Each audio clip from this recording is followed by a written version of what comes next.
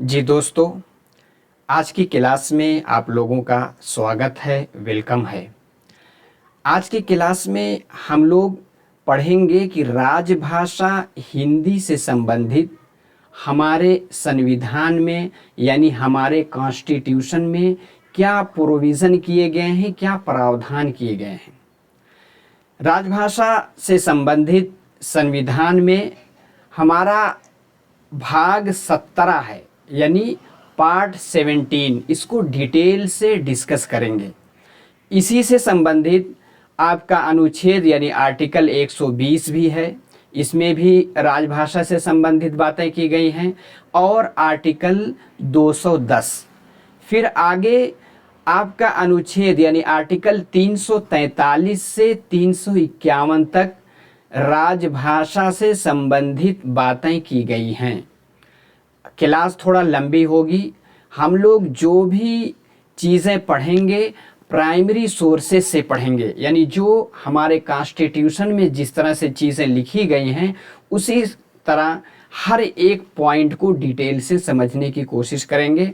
आप किसी भी एग्ज़ाम की तैयारी कर रहे हों, चाहे यूजीसी के नेट जेआरएफ की तैयारी कर रहे हैं या इसी के साथ यूपीएससी कोई भी एग्ज़ाम ले रहा है, चाहे असिस्टेंट डायरेक्टर की या हिंदी ऑफिसर या इसी से संबंधित कोई भी एग्ज़ाम ले रहा है जिसमें वो राजभाषा से संबंधित सवालात पूछता है, उसके लिए भी ये वीडियो, ये क्लास बिल्कुल आपके लिए लाभदायक होगी।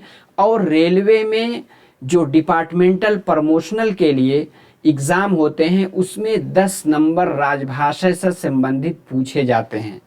अगर आप रेलवे में प्रमोशन के लिए डिपार्टमेंटल एग्ज़ाम देना चाहते हैं तो ये क्लास अगर आप देखते हैं तो आपका 10 नंबर इस क्लास से पक्के मिल सकते हैं। ठीक है, चलिए अब एक एक पॉइंट को हम लोग डिटेल से समझेंगे।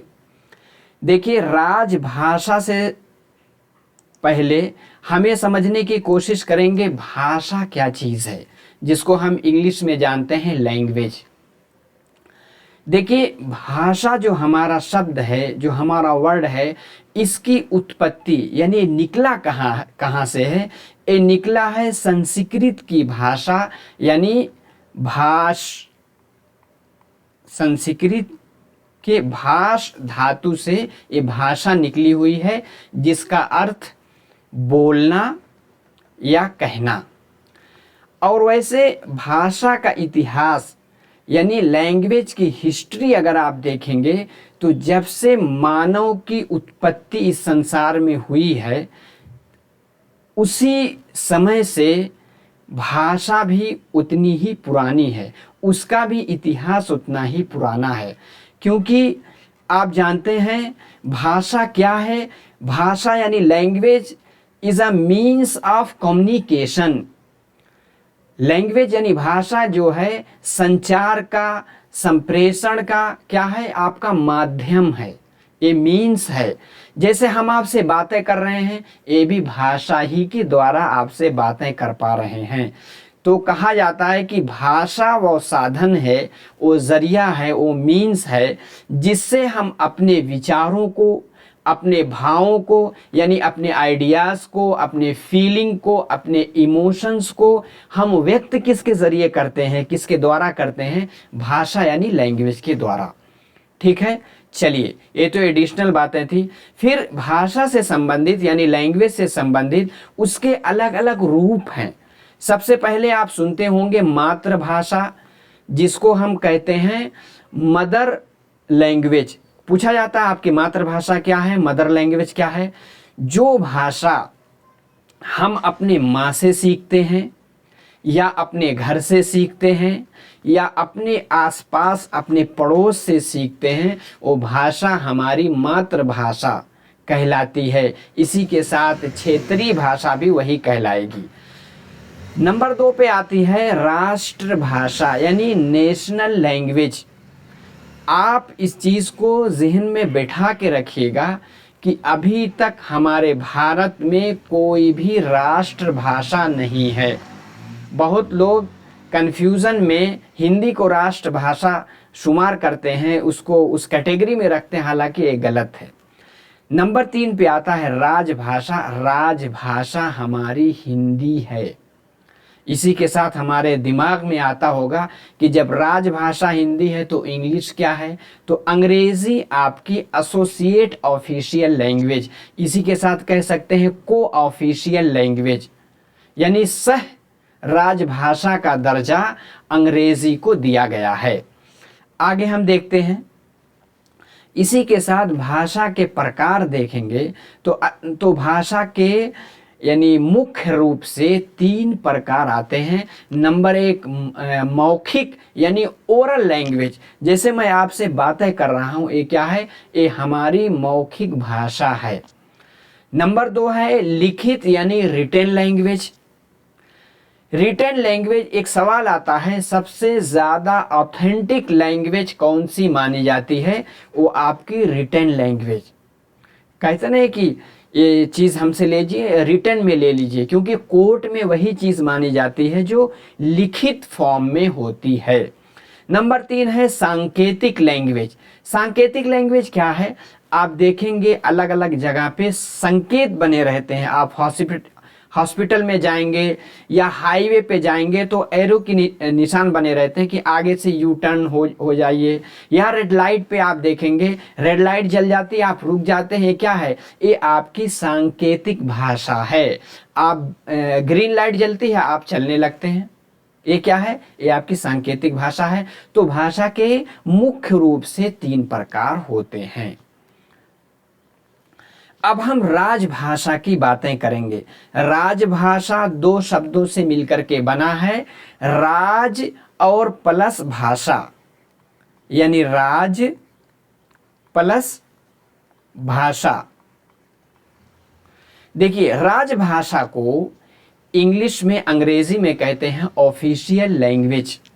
इसी को हम कह सकते हैं राजकाज की भाषा, यानी जिसका प्रयोग यानी जिसका इस्तेमाल किसी देश या राज्य के सरकारी कार्यालयों में, जो उनके गवर्नमेंटल जो उसके ऑफिसेज हैं, या प्रशासन यानी एडमिनिस्ट्रेशन में, और न्यायपालिका यानी जुडिशरी में, और इसी के साथ कामकाज के लिए कानूनी तौर पे जिस भाषा की मान्यता दी जाती है उसको हम राजभाषा कहते हैं। ठीक है। अब एक सवाल राजभाषा से संबंधित बार बार पूछा जाता है कि हिंदी दिवस कब मनाया जाता है। हिंदी दिवस 2 तरह के हैं। ठीक है, एक होता है जो हमारे यानी राष्ट्र स्तर पर, एक मनाया जाता है विश्व स्तर पे। तो हिंदी दिवस जो आपके भारत में यानी राष्ट्र स्तर पर हिंदी दिवस जो आपका मनाया जाता है वो 14 सितंबर को मनाया जाता है। कब मनाया जाता है? 14 सितंबर को। ठीक है। फिर विश्व हिंदी दिवस अभी हम आगे देखेंगे वो कब मनाया जाता है, कैसे मनाया जाता है। पहले आप 14 सितंबर को जहन में अपने दिमाग में बिठा लीजिए। ठीक है।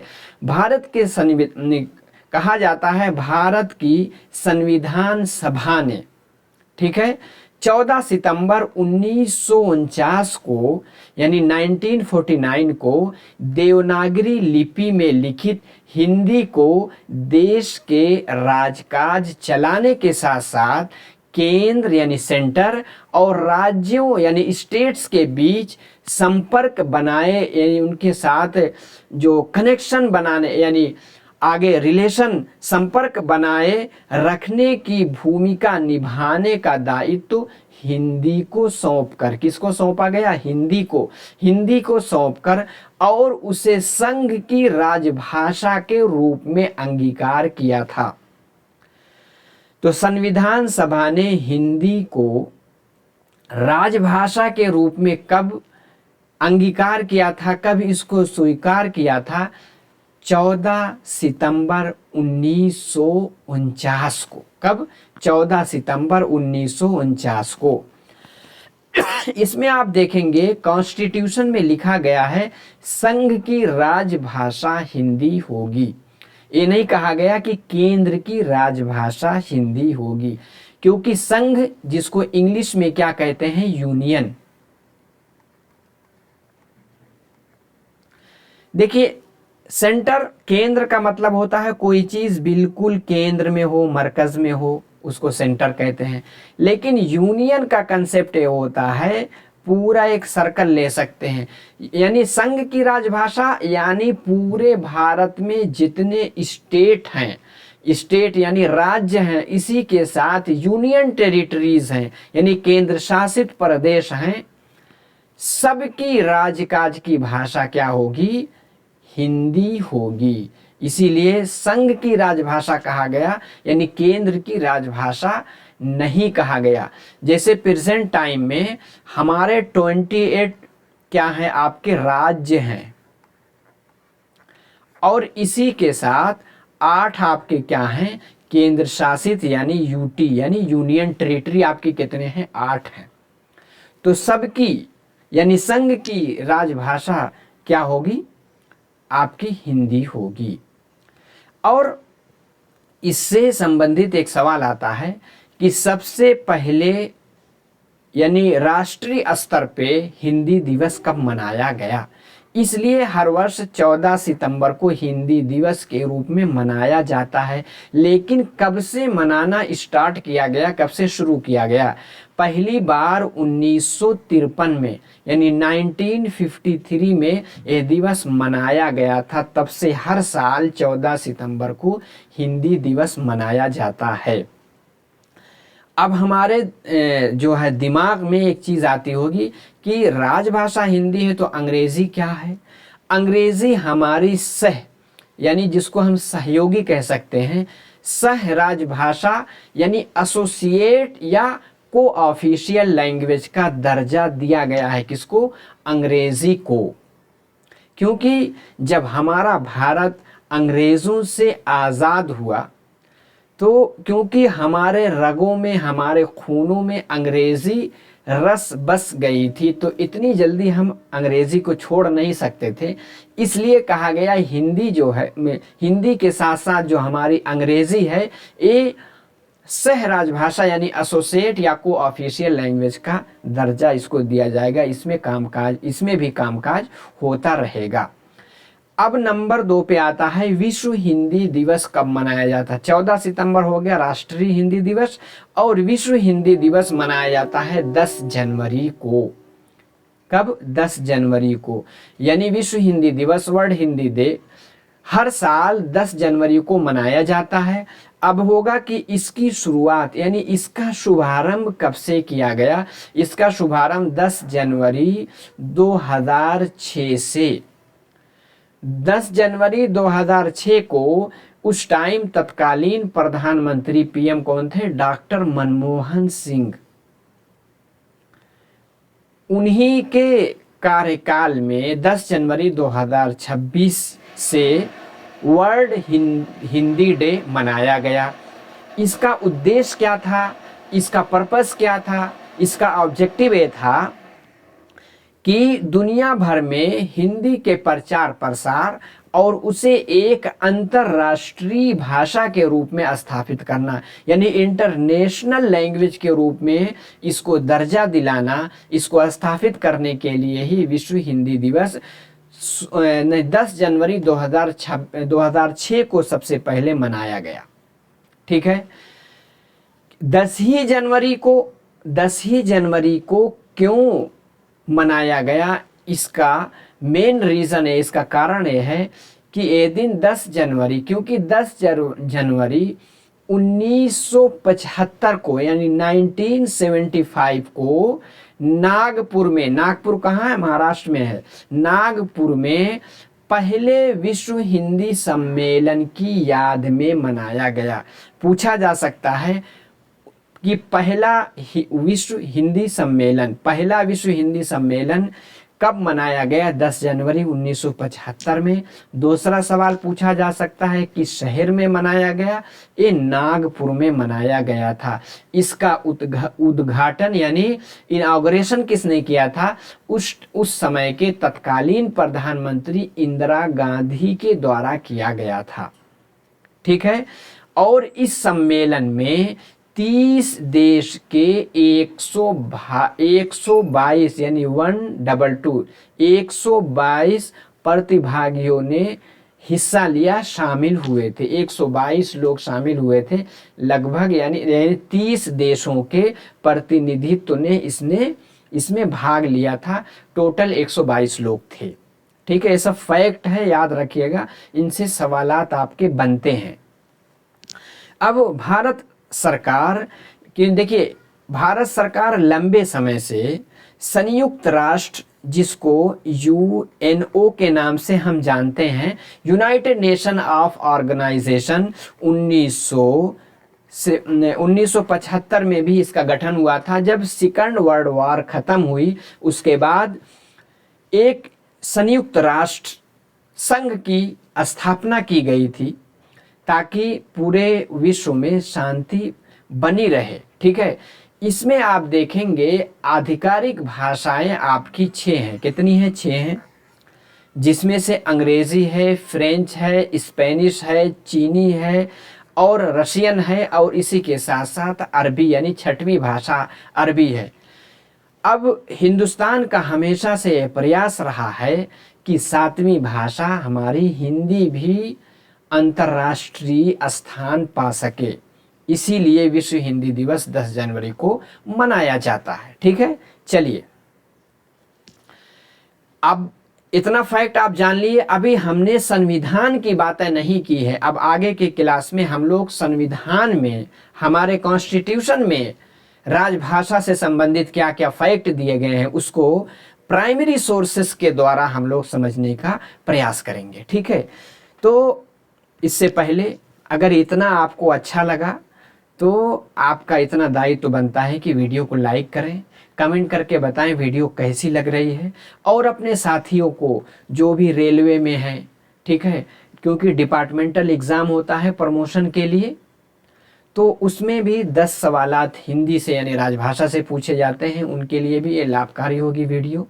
यूपीएससी में अगर हिंदी विषय लिया है या पीजीटी, टीजीटी, किसी भी तरह के एग्ज़ाम में राजभाषा से संबंधित चैप्टर पूछा जाता है। यूजीसी नेट में तो बाकायदा एक चैप्टर है। ठीक है, तो उनको भी अगर आप शेयर करेंगे तो भी उससे लाभ उठा सकेंगे। ठीक है, नए हैं तो चैनल को सब्सक्राइब कीजिए, क्योंकि इससे संबंधित जो कोई भी वीडियो है, अगर आप सब्सक्राइब करेंगे उसकी लिंक आपको पहुंच जाएगी। ठीक है, और उसका नोटिफिकेशन आपको मिलता रहेगा। ठीक है, सब्सक्रिप्शन करने पे। और एक टेलीग्राम चैनल है निज़ाम अकेडमी 22 करके, इसकी लिंक डिस्क्रिप्शन बॉक्स में रहेगी। इस पर क्लिक करके आप इसका भी हिस्सा बन जाएं। उस पर आपको वीडियो की लिंक भेज दी जाएगी। ठीक है, अपडेशन आपको उससे भी मिलता रहेगा।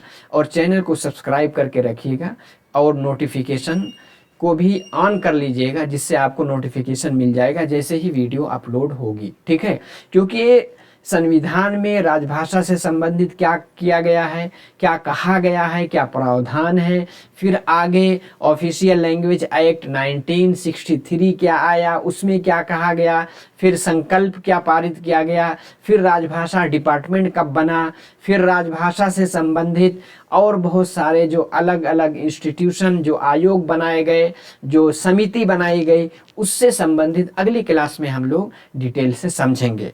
तो हमारा संविधान आपको पता है 26 जनवरी, ठीक है, 26 जनवरी 1950 को हमारा संविधान क्या हुआ, लागू किया गया।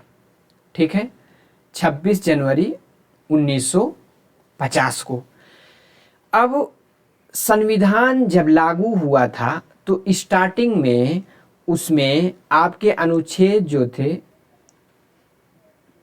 इसका कलर बदलते हैं, हाँ, अनुच्छेद आपके कितने थे, 395 थे। लेकिन बाद में संशोधन करते करते, अमेंडमेंट लाते लाते अब प्रेजेंट टाइम में 448 अनुच्छेद हो गए हैं आपके। स्टार्टिंग में आपका जो संविधान है उसके 22 पार्ट थे, यानी 22 भागों में उसको बांटा गया था। अब उसके प्रेजेंट टाइम में इसके 25 भाग हो गए हैं। ठीक है, अनुसूचियां यानी शेड्यूल भी बनाए गए थे, जिसमें 8th यानी 8 शेड्यूल थे। अब संशोधन करके अब 12 शेड्यूल हो गए हैं। इसमें 8वां जो शेड्यूल है, इसमें जो मॉडर्न इंडियन लैंग्वेज है यानी 22, उसके बारे में बातें 8वें शेड्यूल में की गई हैं। ठीक है, चलिए अब हमारा संविधान जिसमें 22 भाग अब 25 भाग हो गए, इसमें भारत के संविधान में राजभाषा से संबंधित जो बातें की गई हैं वो भाग हमारा 17 है। भाग 17 आप इसको रट लीजिए। भाग 17 ही में राजभाषा से संबंधित बातें की गई हैं। ठीक है, अब ये जो हमारा भाग 17 है, इसमें बहुत सारे अनुच्छेद हैं। ठीक है, इसमें एक अनुच्छेद 343 से 351 तक, ठीक है, ये अनुच्छेद हैं, यानी टोटल 9 अनुच्छेद रहेंगे, यानी आर्टिकल्स हैं। और इसमें आपके चैप्टर भी 4 हैं। कितने? 4 चैप्टर रहेंगे। ठीक है, ये सब बातें किसमें की गई है? भाग 17। आपका फंडामेंटल राइट्स में आर्टिकल जो आपका 17 है, यानी अनटचएबिलिटी, ठीक है, आपको याद होगा, उसी से रिलेट करके, ठीक है, जो छुआछूत के खिलाफ जो है उसके विरुद्ध जो आपका आर्टिकल आया था, यानी राइट टू अनटचेबिलिटी, आर्टिकल 17। इससे आप याद रखिए, आपका भाग 17 किससे संबंधित है? राजभाषा से संबंधित। इसी तरह रिलेट करके पढ़ेंगे तो आपको चीज़ें ज़्यादा समझ में आएंगी। वैसे मैं ट्रिक के साथ बताने की कोशिश करूंगा आगे। ठीक है, चलिए अब जो हमारा 14 सितंबर 1949 को जो राजभाषा हिंदी होगी, इसके बारे में जो बताया गया है, इसको किस फार्मूले के तहत ये कहा गया है कि हमारी राजभाषा हिंदी रहेगी 14 सितंबर 1949 से, किस फार्मूले के तहत इसको बनाया गया था, ये भी बार बार एग्जाम में पूछे जाते हैं। तो ये मुंशी आयंगर फार्मूला, इसको याद रखिएगा, मुंशी आयंगर फार्मूला के तहत, ठीक है, राजभाषा हिंदी को, राजभाषा यानी हिंदी को राजभाषा का दर्जा दिया गया था। ठीक है, तो कहा जा रहा है कि भारत के संविधान सभा में भाषा संबंधी विवाद था, क्योंकि जब हमारा देश आज़ाद हुआ, स्वतंत्र हुआ, उसके बाद एक कहा गया, संविधान सभा की बैठक हुई, उसमें इस पर चर्चा हुई कि भारत की एक भाषा होनी चाहिए, राजकाज की एक भाषा होनी चाहिए। तो उसमें कुछ लोग कह रहे थे कि एक भाषा हो जो हिंदुस्तानी हो, कुछ लोग कह रहे थे कि एक भाषा हो जिसका नाम हिंदी हो। ठीक है, अलग अलग मत था। फिर उसमें जब हिंदी को राजभाषा बनाया जाएगा तो फिर उसके साथ जो अंग्रेज़ी है, क्योंकि हिंदुस्तान में उस टाइम 14 राज्य थे। ठीक है, फिर बाद में संशोधन करके राज्यों की संख्या बढ़ती गई। आज तो प्रेजेंट टाइम में 28 राज्य हैं, 28 आपके केंद्र शासित प्रदेश हो गए।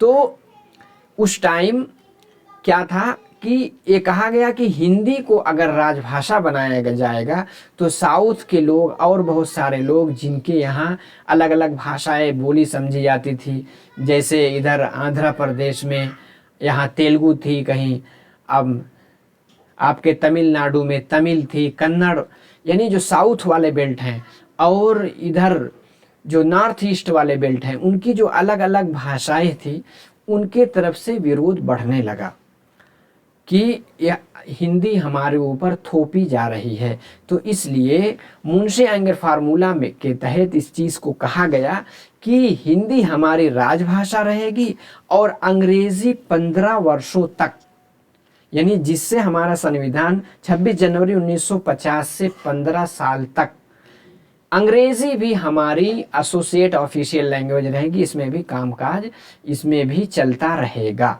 ठीक है, तो मुंशी आयंगर फार्मूला के तहत इसको सुलझाने के लिए क्या किया गया, भारत के संविधान सभा में भाषा विवाद को सुलझाने के लिए, ठीक है, 1949 में किया गया ऐतिहासिक और राजनीतिक समझौता था। ठीक है, इसके तहत हिंदी को राष्ट्रीय भाषा बनाने, यानी कुछ लोग कहते हैं राष्ट्रभाषा बना दो, राष्ट्रभाषा बन जाती तो सबको, हर एक स्टेट को हिंदी इस्तेमाल करना, हिंदी का प्रयोग करना कंपलसरी हो जाता, ठीक है, अनिवार्य हो जाता। लेकिन राष्ट्रभाषा नहीं बनाया गया बल्कि राजभाषा बनाया गया और उसकी लिपि देवनागरी रखी गई। इस फार्मूले को दो लोगों ने पेश किया था, इसलिए मुंशी अयंगर फार्मूला कहा जाता है। एक के एम मुंशी और नंबर 2 पे है एन गोपाल स्वामी अयंगर, दोनों ने इस फार्मूले को पेश किया था। अब हमारा जो राजभाषा से संबंधित भाग 17 है, लेकिन उसको इसमें 4 अध्याय हैं, यानी 4 क्या हैं आपके, 4 चैप्टर हैं। चारों चैप्टर में आर्टिकल 343 से 351 तक बातें की गई हैं, ठीक है। तो पहला अध्याय क्या है, ठीक है, चलिए अब आगे हम देखते हैं। इसमें सबसे पहले हम देखेंगे अनुच्छेद अपना आर्टिकल 120, क्या देखेंगे 120। इसमें बात की गई है संसद यानी पार्लियामेंट में प्रयोग की जाने वाली भाषा, यानी संसद में कौन सी भाषा का इस्तेमाल किया जाएगा, ठीक है। तो इसमें कहा गया है, अब एक सवाल पूछा जा सकता है आर्टिकल 120 किससे संबंधित है, तो आप फौरन कहिएगा कि हमारे संसद यानी पार्लियामेंट में भाषा से संबंधित जो आर्टिकल है वो 120 है। संसद में कार्य हिंदी में, कहा गया कि संसद में कार्य हिंदी में या अंग्रेजी में किया जाएगा। पार्लियामेंट में कार्य किस में होगा, हिंदी अंग्रेजी में। इसी के साथ राज्यसभा का सभापति जो कि क्या होता है, वाइस प्रेसिडेंट यानी उपराष्ट्रपति ही राज्यसभा का सभापति होता है। आपको पता होना चाहिए कि जो आपका संसद है यानी पार्लियामेंट है, उसके वो 3 पार्ट होते हैं। एक होता है लोकसभा जिसके प्रतिनिधित्व जो होते हैं डायरेक्ट चुने जाते हैं यानी प्रत्यक्ष रूप से, जिनको जनता चुनती है। दूसरा है राज्यसभा जिसके प्रतिनिधि जो अनडायरेक्ट आते हैं यानी जिनको एमपी एमएलए चुनते हैं, ठीक है। और नंबर 3 पे उसका एक भाग है आपके प्रेसिडेंट यानी राष्ट्रपति, तीनों मिलाकर के संसद कहलाते हैं, ठीक है। तो आपका जो पहला यानी निचला सदन है यानी आपका जो लोकसभा है उसका एक स्पीकर होता है, ठीक है। जैसे प्रेजेंट टाइम में आपके लोकसभा के स्पीकर ओम बिरला हैं, ठीक है। और इसी के साथ राज्यसभा जो है उसमें एक होते हैं सभापति, जिनको आप स्पीकर कह सकते हैं लेकिन उनको सभापति कहा जाता है। वो देश के जो उपराष्ट्रपति हैं वही उसके सभापति रहते हैं राज्यसभा के। और इसी के साथ एक उपसभापति भी होते हैं, ठीक है। तो राज्यसभा के सभापति या लोकसभा के अध्यक्ष यानी स्पीकर अथवा उस रूप में कार्य करने वाला कोई भी व्यक्ति, आप कभी जब संसद चलती है, जैसे प्रेजेंट टाइम में संसद चल रही है, तो कभी कभी आप देखेंगे ओम बिरला के स्थान पे कोई जो वरिष्ठ जो सांसद होता है उनकी जगह पे उनको उस सीट पे बिठाया जाता है। कभी कभी आप देखेंगे जगदम्बिका पाल भी वहाँ बैठे रहते हैं। तो क्या है, अगर उस चेयर पे कोई भी बैठा रहेगा तो वो क्या है, किसी भी सदस्य को, किसी भी एमपी को, किसी भी मेंबर ऑफ पार्लियामेंट को अपने मातृभाषा में अपनी बातें कहने के लिए अनुमति दे सकता है।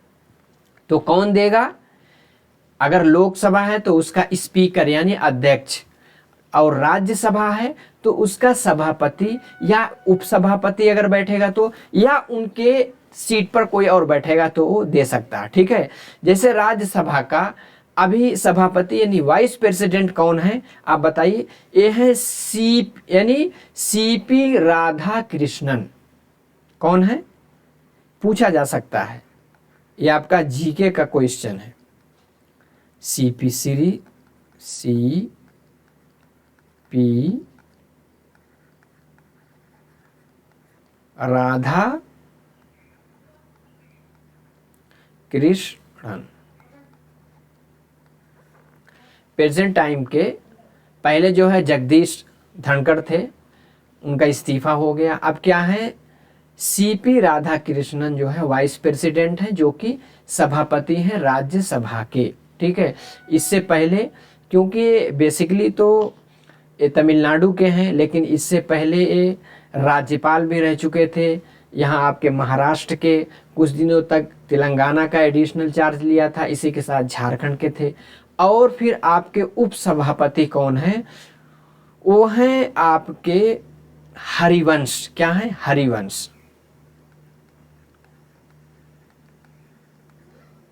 ये उत्तर प्रदेश यानी बलिया से हैं। ठीक है, तो ये एडिशनल चीज़ है, कहीं कहीं पूछा जा सकता है। तो क्या है कि कोई भी हिंदी अंग्रेजी में तो कार्य होगा, लेकिन कोई मातृभाषा में, अपनी क्षेत्रीय भाषा में बोलने के लिए उनको अनुमति कौन देगा? जो इस सीट पे यानी अध्यक्ष की सीट पे बैठा होगा या सभापति की सीट पे बैठा होगा। ठीक है, या वो खुद ही दे सकते हैं। चलिए, और क्या है? जब तक संसद विधि द्वारा, यानी संसद यानी पार्लियामेंट, कोई ऐसा कानून यानी कोई ऐसा लॉ पास नहीं कर देता तब तक, ठीक है, अन्यथा बंद ना करे, तब तक इस संविधान के प्रारंभ से यानी 26 जनवरी 1950 से 15 वर्ष की अवधि के समाप्ति के पश्चात यानी कहा गया था कि 15 साल तक अंग्रेजी का हम प्रयोग करते रहेंगे। ठीक है, लेकिन उसके पश्चात क्या होगा? अनुच्छेद ऐसा प्रभावी होगा मानो अंग्रेजी में शब्दों का उसमें से लोप कर दिया गया हो। संविधान में इसी तरह की भाषा लिखी गई है। ठीक है, इसका मतलब यह है कि 26 जनवरी 1950 से अंग्रेजी को समाप्त कर दिया जाएगा। ठीक है, लेकिन समाप्त हुआ नहीं, क्योंकि बाद में संशोधन किया गया ऑफिशियल लैंग्वेज एक्ट 1963 के द्वारा, जो कि आगे हम लोग पढ़ेंगे। अब आगे है हमारा आर्टिकल 210। विधानमंडल में यानी आपके असेंबली में, यानी जो स्टेट असेंबली है उसको विधानमंडल कहते हैं, उसमें प्रयोग की जाने वाली भाषा से संबंधित बातें 210 में की गई है। आप इसको इस तरह से समझिएगा कि आपके स्टेट कितने हैं? 28 है ना।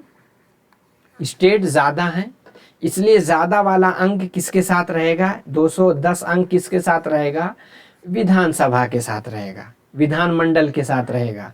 आपका संसद, उसके 2 ही सदन होते हैं, लोकसभा, राज्यसभा, और तीसरा पार्ट राष्ट्रपति। ठीक है, वो छोटा है, इसलिए छोटे अंक उनके साथ रहेगी। इसलिए दोनों में कभी कभी कंफ्यूजिंग हो जाती है। ठीक है, कि 210 किसके साथ है और 120 किसके साथ है। ठीक है, तो ऐसे आप जहन में रखेंगे तो नहीं भूलेंगे। राज्य के विधानमंडल में कार्य राज्य की राजभाषा या राजभाषाओं में या हिंदी या अंग्रेजी में किया जाएगा। ऐसा क्यों कहा गया?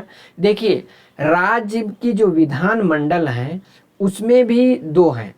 कुछ ऐसे राज्य हैं जिसमें 2 मंडल होते हैं, एक होता है विधानसभा, एक होता है विधान परिषद। जो एमएलसी का चुनाव जीत के आते हैं, यानी जो इनडायरेक्ट जीतते हैं। एक क्या होता है?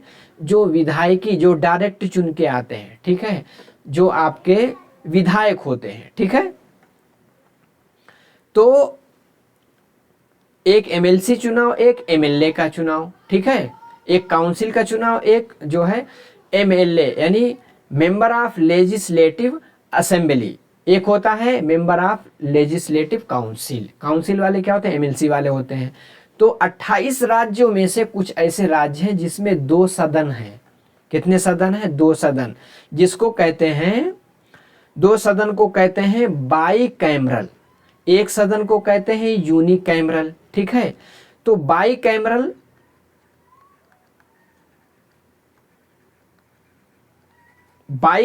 यानी द्विसदनीय,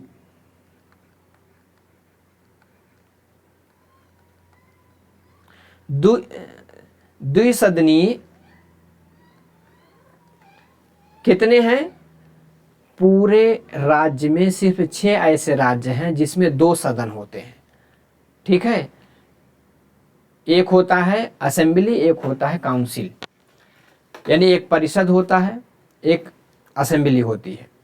तो इसमें कौन कौन से हैं? सबसे पहले जो बड़े बड़े आपके राज्य हैं, स्टेट हैं, जैसे उत्तर प्रदेश यानी यूपी, उसमें 2 सदन होंगे, विधानसभा में भी। और इसी के साथ उसी से सटा हुआ बिहार, बिहार भी बड़ा राज्य है, उसमें भी 2 हैं। ठीक है, फिर आपके बड़े राज्य स्टेट कौन है? आंध्र प्रदेश भी बड़ा है, तो एक यहाँ हो गया, एक तेलंगाना भी बड़ा है, एक यहाँ, ये 4 ऐसे हो गए। और इसी के साथ आपका कर्नाटका, ठीक है, वहाँ भी 2 सदन हैं।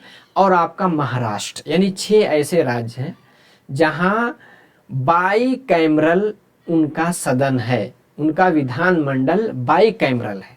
ठीक है, और बाकी जितने सब हैं वो यूनिकैमरल हैं, यानी वहाँ एमएलसी का चुनाव नहीं होता है। तो ये तो एडिशनल चीज़ थी।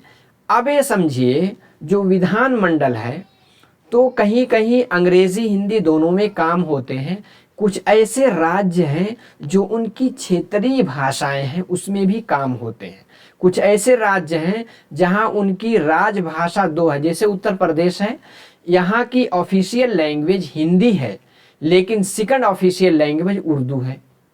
तो उर्दू में भी अगर कोई बोलना चाहे, अपनी बात कहना चाहे, तो जो विधानसभा का अध्यक्ष है या विधान परिषद का जो सभापति है, जहाँ जहाँ विधान परिषद हैं, उनसे अनुमति लेकर के अपने मातृभाषा में या दूसरी ऑफिशियल लैंग्वेज में बातें कर सकता है। जैसे आप तेलंगाना में देखिए, यहाँ की ऑफिशियल लैंग्वेज आपकी तेलुगु है लेकिन दूसरी ऑफिशियल लैंग्वेज उर्दू है। तो अगर कोई उर्दू में भी अपनी बात कहना चाहे तो अगर वो परिषद में बैठा हुआ है, दूसरे सदन में बैठा हुआ है, तो सभापति से अनुमति ले सकता है या उनके चेयर पर कोई उस रूप में बैठा है उनसे अनुमति लेकर के अपनी बातें कह सकता है। और इसी के साथ विधानसभा का अध्यक्ष से भी वही प्रावधान जो संसद में था उसी तरह इसमें भी है। ठीक है, किसी सदस्य को अपनी मातृभाषा में सदन को संबोधित करने की अनुज्ञा दे सकता है। आगे क्या है? जब तक राज्य का विधानमंडल विधि द्वारा, यानी कोई ऐसा कानून ला करके अन्यथा उपबंध ना करेगा, तब तक इस संविधान के आरंभ से 15 वर्ष की अवधि की समाप्ति के पश्चात ये अनुच्छेद ऐसा प्रभावी होगा मानो अंग्रेजी का इसमें से लोप कर दिया गया। मतलब 15 साल के बाद जितने भी आपके राज्य वहां से भी अंग्रेजी को समाप्त कर दिया जाएगा। एक उस टाइम बात की गई थी, ठीक है, जब 14 राज्य थे। ठीक है, यानी 26 जनवरी 1965 से अंग्रेजी को समाप्त कर दिया जाएगा, यह बात कही गई थी। ठीक है, आगे इसमें क्या था? 15 साल की बात की गई थी, लेकिन कुछ ऐसे राज्य थे जहां कहा गया कि 15 साल की जगह पे 25 साल तक हिंदी वहां लागू रहेगी। ऐसे हमारे 4 राज्य हैं, इनको ट्रिक के जरिए ऐसे समझ लीजिएगा। HMMT, पहले H से मुराद हिमाचल प्रदेश, दूसरे M से मतलब मणिपुर, तीसरे M से मेघालय और चौथे T से त्रिपुरा। 4 ऐसे राज्य थे जिसमें कहा गया है वहां अंग्रेजी 25 साल तक रहेगी, यानी HMMT। ठीक है, यानी H से क्या है? हिमाचल प्रदेश, फिर मणिपुर, मेघालय और त्रिपुरा। आगे है, आगे कहा गया था कि कुछ ऐसे राज्य रहेंगे जिसमें अंग्रेजी 15 वर्ष की जगह पे 40 वर्ष तक चलती रहेगी। उस टाइम ये बात कही गई थी। उसमें से कौन स्टेट है? AGM। ऐसे आप निमोनिक के तौर पे याद करेंगे तो चीजें नहीं भूलेंगी। A से मुराद होता है अरुणाचल प्रदेश, और G से मुराद है गोवा, और M से मिजोरम। 3 ऐसे राज्य हैं जहां 40 साल तक क्या है? हिंदी चलती रहेगी जब तक कोई कानून ना लाया जाए। हिंदी नहीं, सॉरी, अंग्रेजी चलती रहेगी जब तक कोई कानून ना लाया जाए। अब हम यहां से देखेंगे अनुच्छेद 343 से 351 तक क्या क्या बातें की गई है। इसमें संघ की राजभाषा यानी यूनियन की राजभाषा यानी ऑफिशियल लैंग्वेज ऑफ यूनियन की बातें 343। ये हमारे अनुच्छेद, ऐसे आप याद रखिएगा कि यानी कितने हैं टोटल? 9 आपके आर्टिकल हैं। इनको 4 चैप्टर में बांटा गया है। पहला चैप्टर है वो संघ यानी यूनियन से संबंधित है, उसमें से 343 344 याद रखिएगा, पहले के दोनों 43 44 यूनियन से संबंधित हैं। आगे राज्य की संख्या अधिक है, इसलिए राज्य के आर्टिकल भी अधिक रहेंगे। तो उसके बाद राज्य के बारे में बातें की गई हैं दूसरे चैप्टर में, और आर्टिकल 345 346 347 यानी 3 45 46 47 राज्य से संबंधित इसमें बातें की गई। अब हम यूनियन यानी सेंटर से संबंधित बातें, फिर राज्य से संबंधित, फिर नंबर 3 पे बातें की गई है आर्टिकल 343 जो आपका चैप्टर 3 है। 343 से 349 में बातें की गई है न्यायालय संबंधी, यानी उच्च न्यायालय और उच्चतम न्यायालय यानी सुप्रीम कोर्ट और हाई कोर्ट से संबंधित। 2 हो गए। अब 2 बचते हैं, उसमें से जो चौथा चैप्टर है उसमें एक आर्टिकल 350 है जिसमें अल्पसंख्यक वयोथा निवारण यानी उनका जो ग्रीवियंस है, उनकी जो शिकायतें हैं उनका समाधान करने के लिए उससे संबंधित 350 में बातें की गई है। और आखिरी आर्टिकल 351 में ये हमारा संबंधित है किससे? ये है राजभाषा हिंदी के विकास से। ठीक है, चलिए अब इसको डिटेल से समझ लेते हैं। देखिए, सबसे पहले 343 में कहा गया संघ की राजभाषा हिंदी होगी। अब उसको लिखा कैसे जाएगा? उसकी लिपि देवनागरी रहेगी। 2 पॉइंट याद रखिएगा, राजभाषा हिंदी रहेगी, लिपि देवनागरी रहेगी। संघ के शासकीय प्रयोजनों यानी ऑफिशियल पर्पसेस के लिए प्रयोग की जाने वाले अंकों का रूप भारतीय अंकों का अंतर्राष्ट्रीय रूप होगा। आप देखेंगे हिंदी पहले ऐसे लिखी जाती है, ऐसे ऐसे करके, ठीक है। अब वो चीज़ ऐसे ऐसे, ठीक है। अब ये जो हिंदी के जो अंक थे वो नहीं लिखे जाएंगे। 3 बातें की गई इसमें, राजभाषा हिंदी, लिपि देवनागरी, अंक लिखे जाएंगे, अंतर्राष्ट्रीय रूप होगा यानी 1 2 3 4 इस तरह का रहेगा। ठीक है, देखिए 8वीं शेड्यूल में 8वीं अनुसूची में 22 भाषाएं हैं। उसमें से अक्सर भाषाओं की जो लिपि है वो देवनागरी ही है, जिसको हम स्लाइड में देख सकते हैं। देखिए मोबाइल में आप देख रहे हैं तो मोबाइल को ऐसे लैंडस्केप मोड में यानी ऐसे लेटा कर रखेंगे तो और क्लियर दिखेगी स्लाइड। ठीक है, तो इसमें हिंदी है देवनागरी में, संस्कृत है देवनागरी में, कोंकणी है देवनागरी में, आगे है डोगरी है देवनागरी में, नेपाली देवनागरी में, बोडो देवनागरी में, मराठी देवनागरी में। ठीक है, इतनी सारी तो सिर्फ देवनागरी ही में लिखी जाती है यानी 7 भाषाएं। ठीक है, आगे मैथिली देवनागरी और तिरहुता दोनों में लिखी जाती है। संताली देवनागरी ओलचिका इसमें भी, गुजराती में लिखी जाती है। कश्मीरी अरबी फारसी यानी जो राइट तरफ से लिखी जाती है। सिंधी भी अरबी फारसी और देवनागरी भी लिखी जाने लगी है। ठीक है, तो कश्मीरी, सिंधी और उर्दू दोनों राइट तरफ से लिखी जाती है।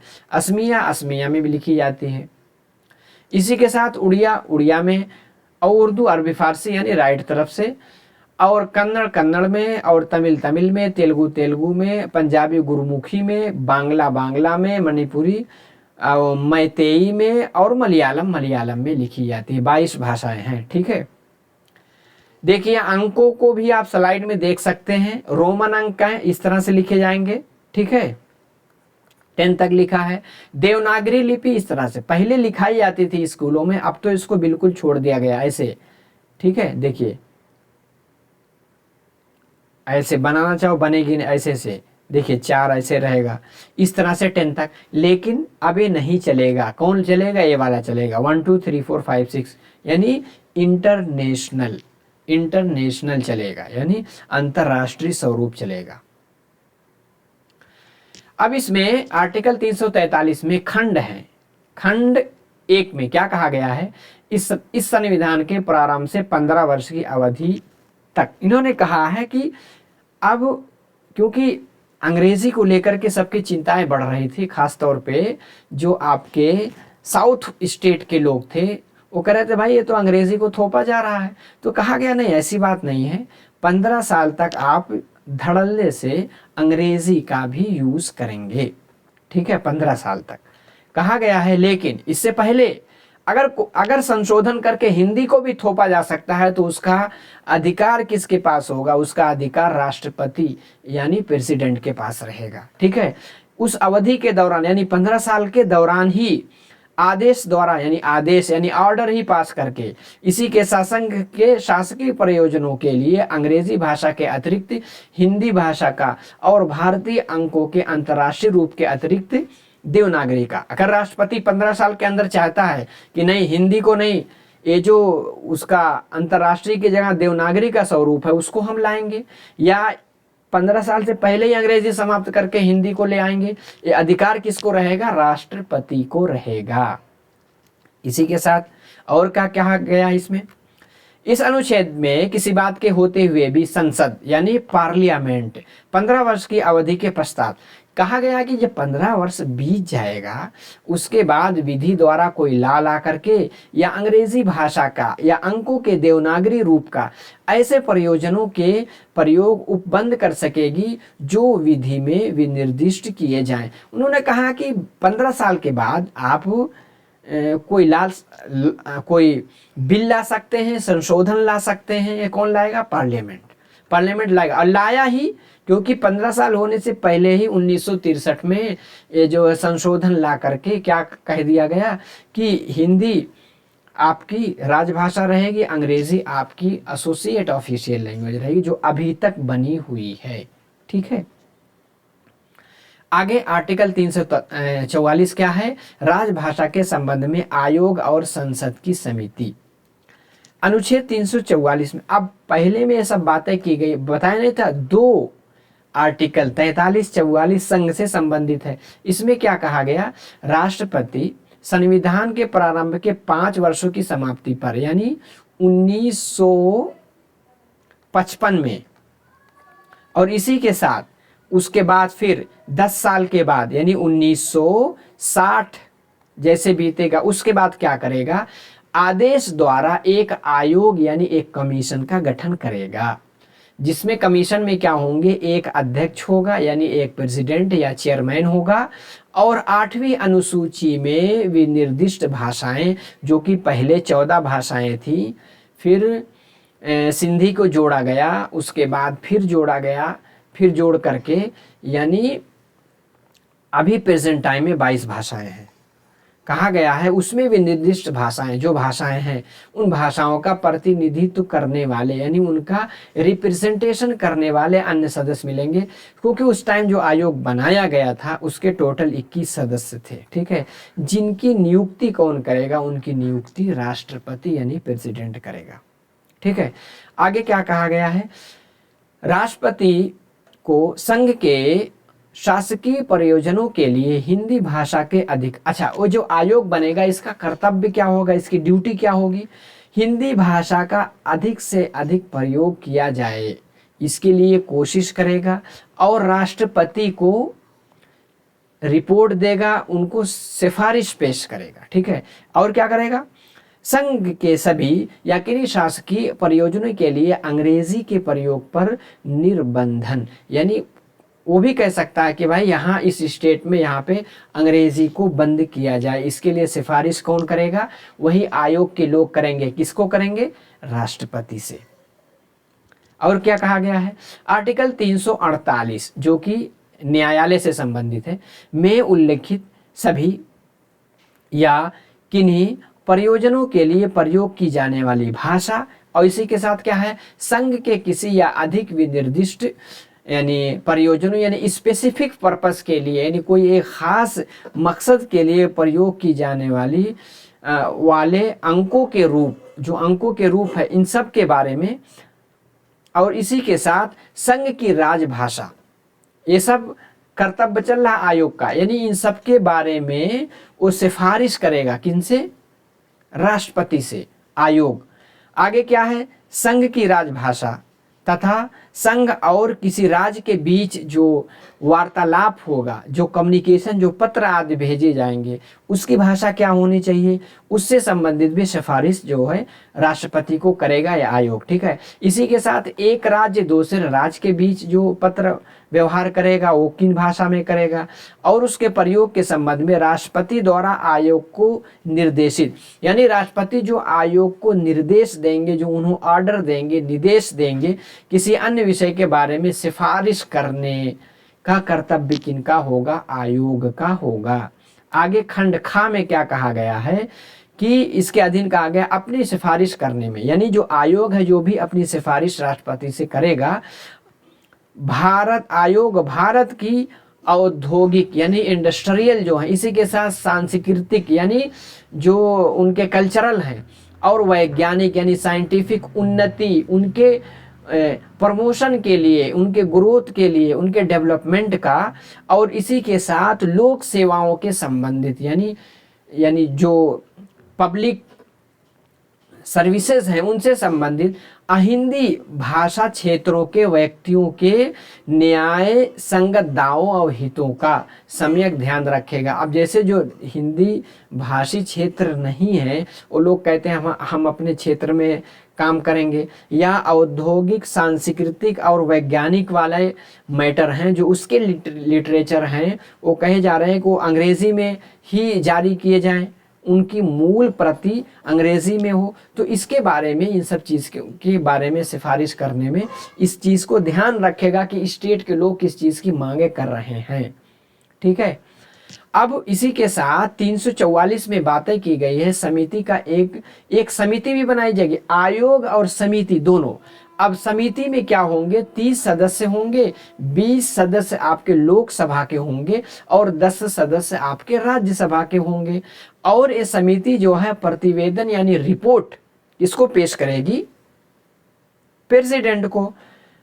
राष्ट्रपति उस पर विचार करने के पश्चात संपूर्ण प्रतिवेदन या उसके किसी भाग के रूप में निर्देश दे सकेगा, यानी अपना ऑर्डर जारी कर सकेगा। अब ये हो गया पहला अध्याय जो कि संघ से संबंधित था, यूनियन से। दूसरा अध्याय क्या है, प्रादेशिक भाषाएं से संबंधित है। इसमें 3 आर्टिकल आएंगे। पहले आएगा आर्टिकल 345 यानी राज्य की राजभाषा या राजभाषाएं। इसमें क्या कहा गया है, किसी राज्य का विधान मंडल विधि द्वारा उस राज्य में प्रयोग होने वाली भाषाओं क्यों कहा गया, क्योंकि कुछ राज्य में राजभाषा 1 से 2 हैं, जैसे तेलंगाना देख लीजिए, कश्मीर भी देख लीजिए, और इसी के साथ उत्तर प्रदेश, बिहार, तो अलग अलग है भाषाएं। ठीक है। 1 से ज़्यादा भाषाओं में से किसी एक या अधिक भाषाओं को या हिंदी को उस राज्य के सभी या किन्हीं शासकीय प्रयोजनों के लिए प्रयोग की जाने वाली भाषा या भाषाओं के रूप में अंगीकार कर सकेगा। कौन कर सकेगा, विधान मंडल। इसमें विधान मंडल में दोनों आएंगे। ठीक है। विधान परिषद भी आएगा जहां जहां चल रहा है। ठीक है। विधानसभा, विधान परिषद दोनों। ठीक है।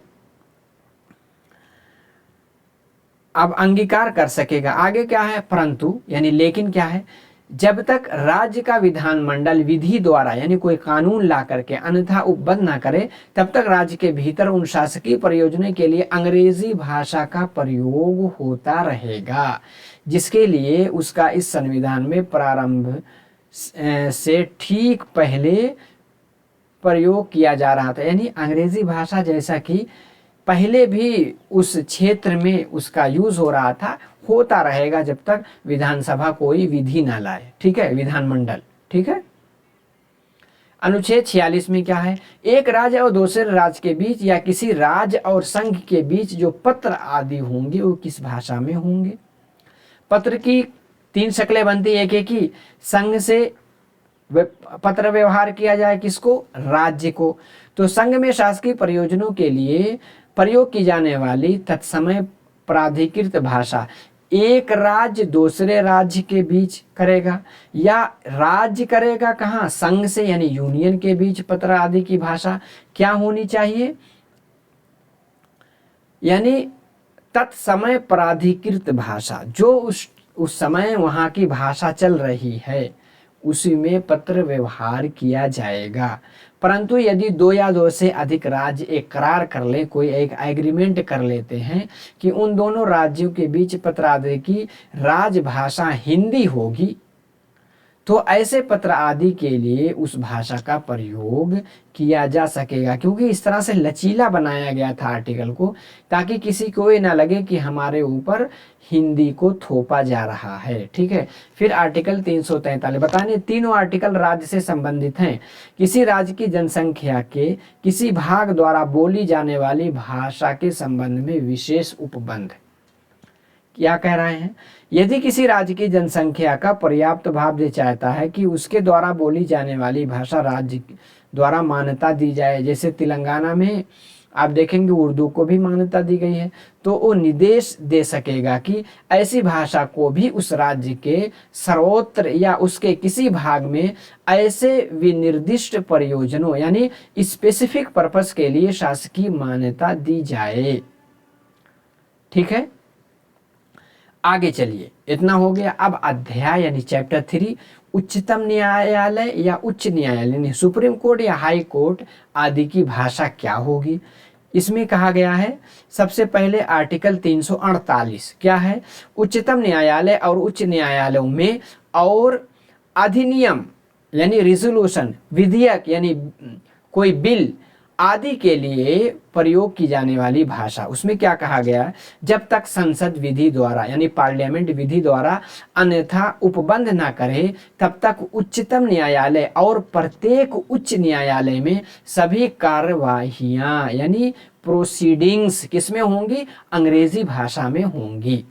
इसी के साथ संसद व राज्य के विधान मंडल के सभी आदेश, संसद यानी पार्लियामेंट या राज्य के विधान मंडल जितने हैं, जितने स्टेट हैं, सबके द्वारा आदेश यानी जो ऑर्डर निकलते हैं, नियम जो रूल बनते हैं, विनियम यानी जो रिजोल्यूशन वगैरह बनते हैं। ठीक है, और इसी के साथ उप विधियां यानी बाई लॉज के प्राधिकृत पाठ अंग्रेजी ही में रहेंगे। ठीक है, चलिए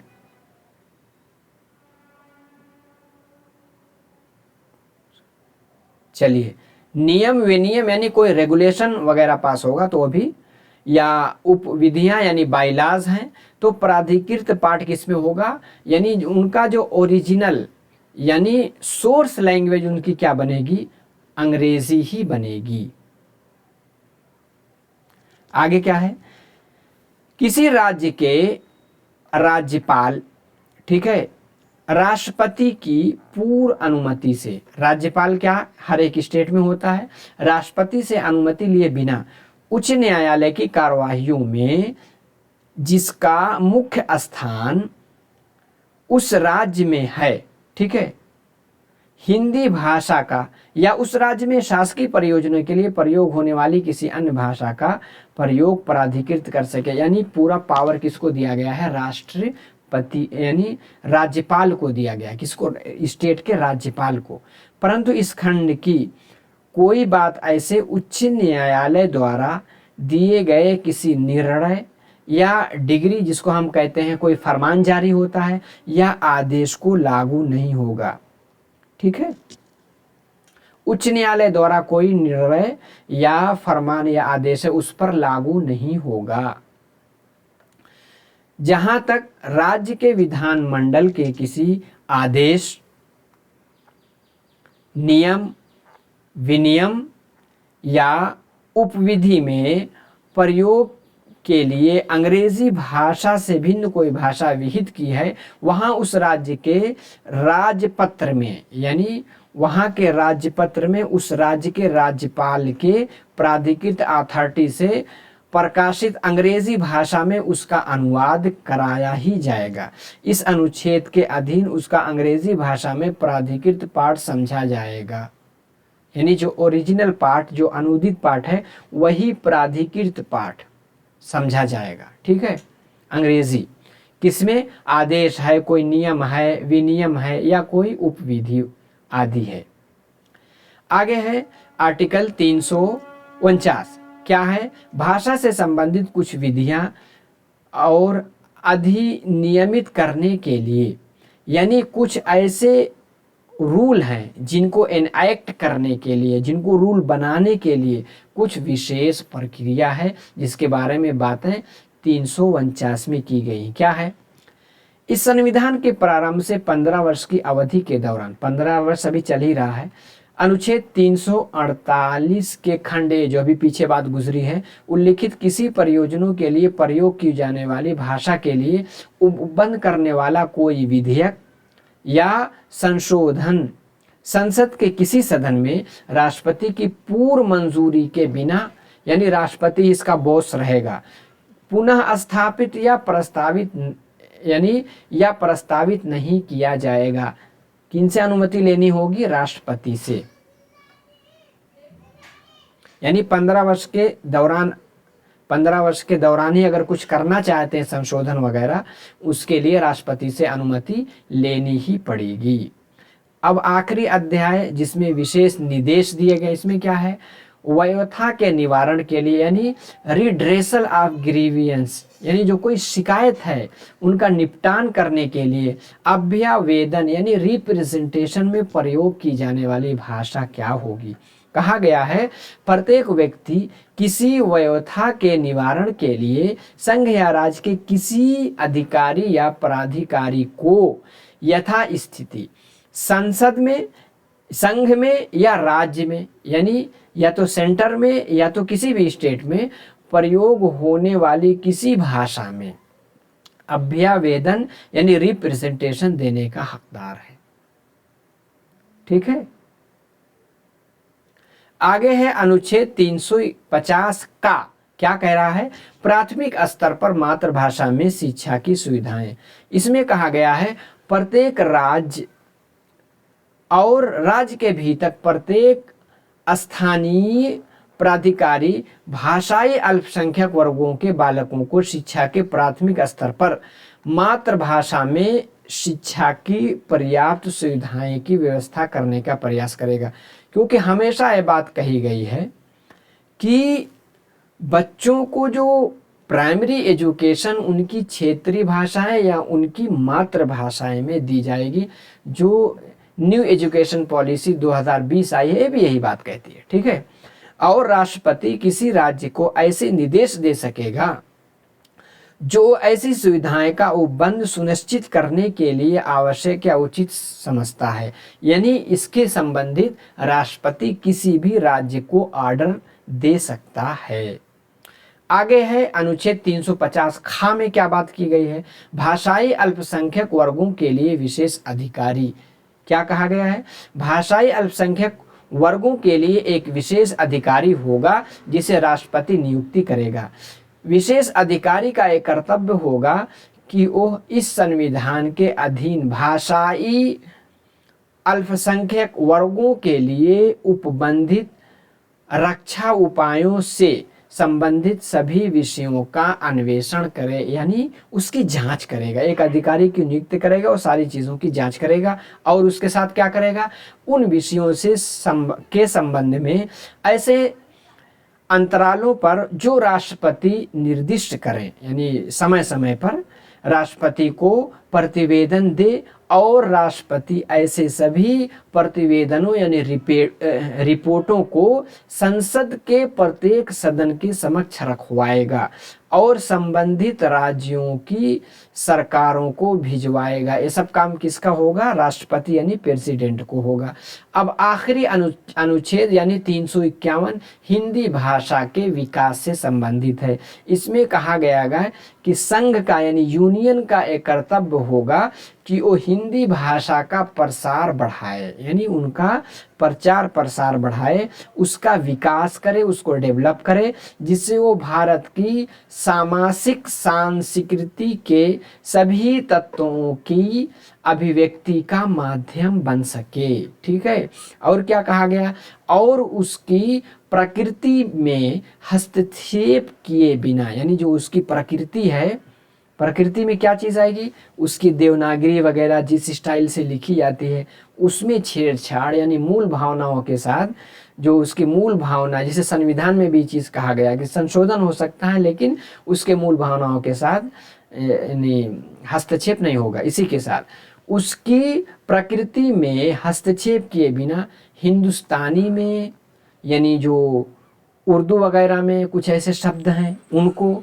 और 8वीं अनुसूची में भी निर्दिष्ट, 8वीं अनुसूची में उस टाइम 14 भाषाएं थी, अब तो 22 भाषाएं, उसमें कोई भी भाषा है, भाषा में अन्य भाषाओं में प्रयुक्त रूप, उसकी रूप शैली यानी उसकी स्टाइल और पदों को आत्मसात करते हुए, उसको ग्रहण करते हुए, और जहाँ आवश्यक हो या वांछनीय हो वहाँ उसके शब्द भंडार के लिए, यानी उसके शब्द को बढ़ाने के लिए हम मुख्यतः संस्कृत से भी शब्द उठा सकते हैं, ज़्यादा उठाने चाहिए, लेकिन अगर संस्कृत के शब्द कठिन लगते हैं तो गौड़ता अन्य भाषाओं से शब्द ग्रहण करते हुए उसकी समृद्धि सुनिश्चित करेंगे, यानी उसको एनरिच करेंगे, उनको बढ़ाएंगे ताकि उसका विकास हो सके। ठीक है, तो अब जाने से पहले बताइए क्लास आपको कैसी लगी। हर एक पॉइंट को डिटेल से समझाया गया है, और जो भी सोर्स आपके सामने पेश किए गए हैं आपके प्राइमरी स्रोत हैं। प्राइमरी सोर्स यानी कॉन्स्टिट्यूशन में जो आपके संविधान में जो बातें की गई हैं, जिन शब्दों में उसको लिखा गया उसको हूबहू पेश करके आपको समझाने की कोशिश की गई है।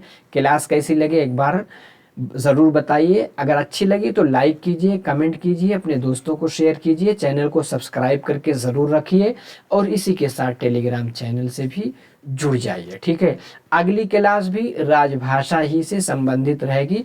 अगली क्लास में फिर आप लोगों से मुलाकात होगी।